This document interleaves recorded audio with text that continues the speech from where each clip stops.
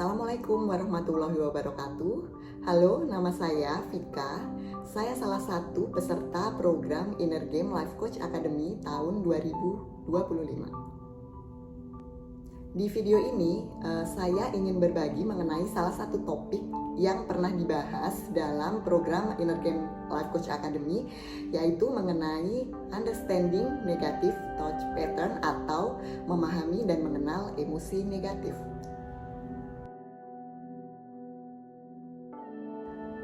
Sahabat Life Coach, kenapa kita perlu memahami apa saja pikiran-pikiran negatif itu?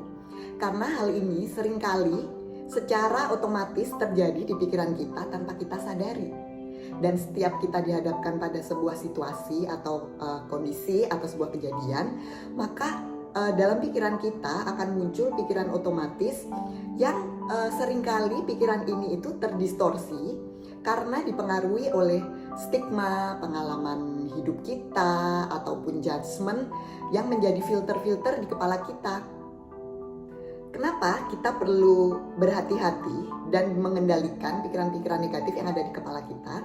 Karena hal ini seringkali menghalangi kita dalam mencapai tujuan dan berpengaruh terhadap fisik serta emosional kita. Bahayanya lagi nih, pikiran negatif ini seringkali masuk akal. Kita selalu menemukan pembenaran-pembenaran atas segala sesuatu yang kita pikirkan ataupun kita lakukan. Lalu, bagaimana sih supaya kita bisa mengendalikan pikiran-pikiran negatif yang ada di kepala kita? Nah, pertama, kita harus mengenali dulu nih apa saja macam-macam distorsi pikiran. Jika kita sudah menyadari dan mengenalinya, maka akan lebih mudah bagi kita untuk mengendalikan dan mengelolanya. Yang pertama adalah mental filtering. Apa itu mental filtering? Yakni ketika seseorang berpikir mengenai hal-hal negatifnya saja, tapi jadi mengabaikan hal-hal positifnya. Misalnya nih, ketika kita mungkin sebagai ibu dihadapkan pada situasi anak kita tidak diterima di salah satu sekolah yang menjadi favorit.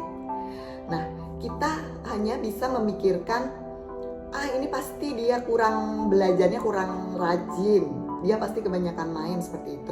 Tapi kita jadi lupa nih sebenarnya anak kita juga sebenarnya sudah melakukan banyak hal positif. Dia sudah mengikuti bimbel, dia sudah berusaha, dan kita jadi lupa bahwa bisa jadi nanti di sekolah yang dia diterima dia akan lebih cocok dengan karakter dia. Nah, mental filtering itu ketika pikiran kita hanya berfokus pada hal-hal negatifnya saja sampai kita lupa dan mengabaikan hal-hal positif yang mungkin saja terjadi. Yang kedua adalah black or white thinking, yakni ketika seseorang itu berpikir hanya dalam dua kategori saja. Misalnya, kalau tidak hitam pasti putih, kalau dia tidak benar pasti dia salah, dan seakan-akan tidak ada di tengah-tengah. Padahal selalu ada gradasi kan. Maka ketika kita melihat kejadian itu hanya dalam hitam dan putih, itu dinamakan black or white thinking, dan ini termasuk dalam salah satu distorsi pikiran. Berpikir seperti ini sangatlah berbahaya karena kita jadi tidak realistis. Ketika kita lihat orang baik, maka kita hanya menganggap dia akan selalu baik seperti itu, dan sebaliknya jika kita sudah menganggap seseorang itu buruk, maka kita tidak akan menganggap akan ada sisi baiknya gitu. Jadi kalau nggak baik pasti dia buruk, kalau nggak buruk pasti baik, seperti itu. Hal ini berbahaya sekali. Padahal di setiap orang itu selalu ada sisi baik dan ada sisi buruknya. Tidak ada seorang yang 100% baik dan tidak ada orang yang 100% buruk. Yang ketiga adalah overgeneralisasi. Ciri-cirinya adalah biasanya ada kata-kata seperti semua, selalu, tidak pernah sekalipun, atau pasti gitu. Contohnya adalah ketika kita mungkin sedang dalam kondisi kecewa dengan suami kita, kemudian kita berkata, kamu tuh nggak pernah sekalipun dengerin kata-kata aku gitu. Padahal ya kan nggak mungkin ya, mungkin menikah selama 10 tahun itu satu kali pun tidak pernah mendengarkan, itu tidak mungkin. Atau mungkin ketika kita pernah dikecewakan oleh seseorang gitu, terus kemudian kita overgeneralisasi semua laki-laki itu sama aja seperti itu. Padahal kenyataannya kan tidak seperti itu. Yang keempat adalah mind reading, yakni ketika seakan-akan kita itu bisa membaca pikiran orang lain. Contohnya ketika kita ketemu orang atau tetangga kita jalan di depan rumah kita, kemudian mukanya jutek, kemudian kita langsung menganggap pasti ini dia sombong, pasti dia ngeremehin saya nih, padahal orangnya ini nggak ngomong apa-apa. Nah, dari mana kita bisa tahu bahwa dia itu sombong padahal kita belum kenal gitu. Jadi kita hanya menyimpulkan dari pikiran kita sendiri gitu. Nah, mind reading ini juga kadang-kadang ketika kita berharap orang lain itu bisa membaca pikiran kita gitu. Hati-hati sahabat life coach, karena ini tuh bisa menyebabkan salah paham. Seringkali mungkin dalam kehidupan sehari-hari kita tuh lebih banyak diam dan berharap orang lain itu bisa memahami kita tanpa kita berkata apapun. Nah, ini juga salah satu contoh dari mind reading. Yang kelima adalah catastrophizing. Nah, catastrophizing ini agak sulit dicari padan katanya dalam bahasa Indonesia. Namun ini itu maksudnya adalah membesar-besarkan bahaya yang terjadi, atau kalau dalam bahasa awamnya yang kita sering dengar sehari-hari itu adalah lebay kali ya. Jadi contohnya nih, misalnya kita melihat anak kita jatuh dari perosotan, kemudian dia tuh sebenarnya kakinya cuma lecet aja sedikit, namun kita suka membesar-besarkan bahayanya gitu. Kita langsung menganggap wah ini pasti nanti kalau nggak segera diobati pasti akan terjadi infeksi nih, bahaya nih, nanti takutnya dia diamputasi, nanti dia jadi lumpuh nggak bisa jalan. Nah, seperti itu, seakan-akan tuh beranggapan bahwa kalau ini terjadi, ini pasti akan menimbulkan bahaya yang berlebihan seperti itu. Jadi seakan-akan dunia itu runtuh gitu. Catastrophizing ini mirip dengan overthinking, tapi dia tuh berfokus pada bahaya. Nah, yang sebenarnya nggak terlalu bahaya, tapi jadinya kelihatan bahaya banget gitu.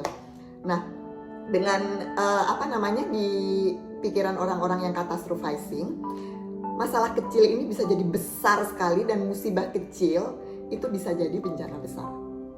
Yang keenam adalah personalisasi, yakni ketika kita menganggap secara berlebihan bahwa kita ini adalah penyebab segala sesuatu gitu terjadi.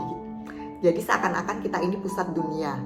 Nah, sebenarnya hal ini itu jika dalam batas yang wajar itu namanya muhasabah, dan ini tuh baik untuk sarana kita dalam refleksi diri.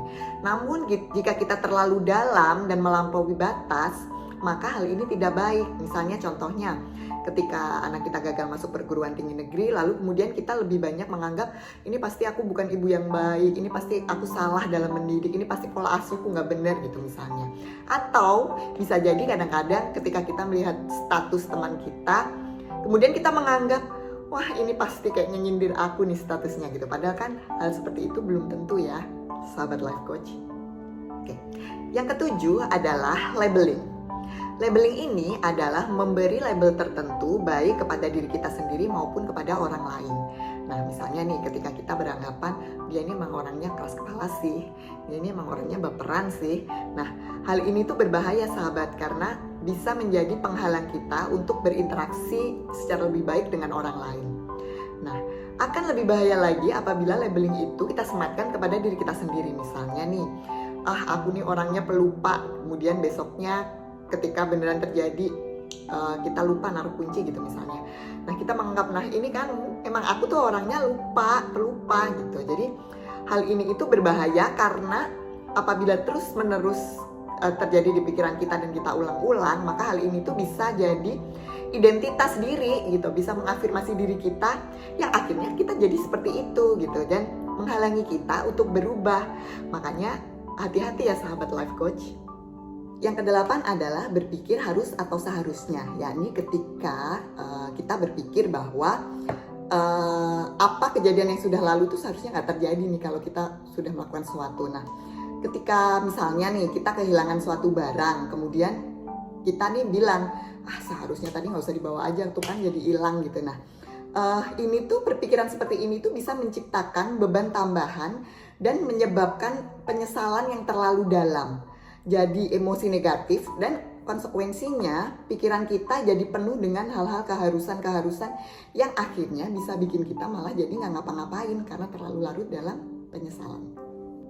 Yang kesembilan adalah meramal masa depan, yakni ketika kita memprediksi dan memperlakukannya sebagai fakta. Padahal hal tersebut belum tentu terjadi. Nah, hati-hati sahabat, karena hal ini tuh bisa jadi kenyataan, bisa jadi afirmasi yang membuat kita tuh gagal, dan ujung-ujungnya itu akan bisa mensabotase diri kita dan benar-benar kejadian gitu. Nah, misalnya nih contohnya, ketika kita punya rencana, aku mau jualan online, namun tiba-tiba terlintas dalam pikiran kita, nanti tapi kalau aku jualan nanti nggak ada yang suka, nanti nggak ada yang beli. Nah, akhirnya kita nggak jadi jualan gitu. Padahal kan hal ini belum tentu terjadi ya.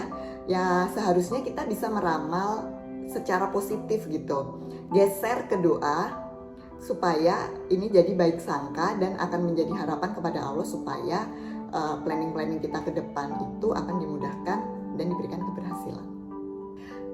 Yang ke-10 adalah penalaran emosional, yakni ketika seseorang itu menjadikan perasaannya itu sebagai bukti dan menganggap perasaannya itu selalu benar gitu. Misalnya ketika seseorang mulai berpikir, feeling aku nih, kayaknya aku nih nggak cocok dia jadi guru gitu misalnya, atau feeling aku, anak aku kayaknya nggak cocok deh masuk jurusan teknik gitu misalnya. Padahal hal ini tuh belum tentu terjadi. Hati-hati, karena ini juga termasuk dalam distorsi pikiran. Nah, sahabat life coach, sudah tahu kan ternyata ada 10 macam distorsi pikiran yang selama ini mungkin selalu ada di pikiran kita tanpa kita sadari. Nah, mulai saat ini, yuk kita lakukan self-assessment terhadap pikiran-pikiran kita agar kita bisa menyadari, mengendalikan, dan juga mengelolanya, serta merubahnya dengan pikiran baru yang lebih memberdayakan dan membuat kita tidak terjebak ke dalam distorsi pikiran ini. Sampai jumpa di video selanjutnya. Inner Game Life Coach Academy, mengubah diri dan menginspirasi. Wassalamualaikum warahmatullahi wabarakatuh.